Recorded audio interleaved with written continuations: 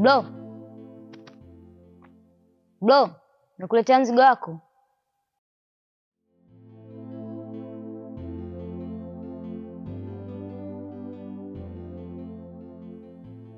Fanya kuletea.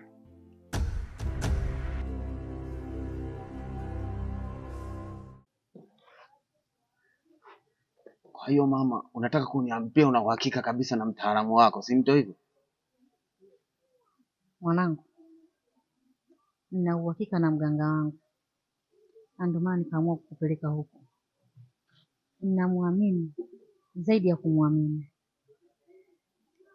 Alafu isitoshe mwanangu, kumbuka ile ni damu yetu, ila tumezulumiwa tu,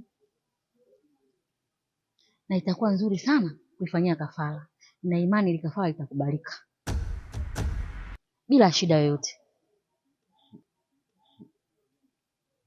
Kikubwa tuwe uhakika, maana tunaweza tukafanya jambo nikawa nimeridhisha kitoto kile, alafu mambo yenyewe yasiende sawa.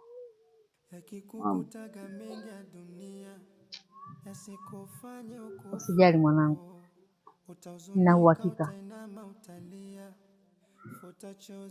na najua kama yeye ni mkorofi sana, na pia naomba iwe siri kati yangu mimi na wewe, maana atakapotambua tu kwa mtoto nipo naye mimi, Zolba itafika kwangu na kwako pia. Na ndio kitu ambacho naogopa.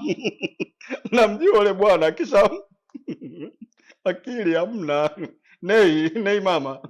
Nenda ukapumzike kwa mama yako huko ukienda uache ukorofi, maana baba wakambo anaweza akakutia makonzi.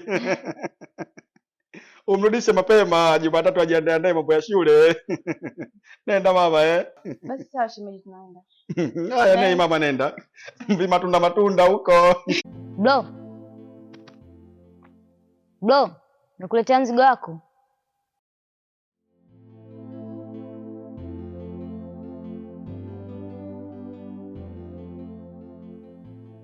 Fanya kuletea.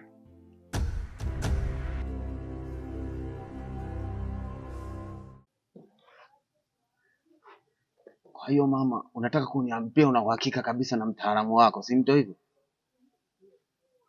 Mwanangu, nina uhakika na mganga wangu, ndio maana nikaamua kukupeleka huko. Ninamwamini zaidi ya kumwamini. Alafu isitoshe mwanangu, kumbuka ile ni damu yetu, ila tumezulumiwa tu, na itakuwa nzuri sana kuifanyia kafara,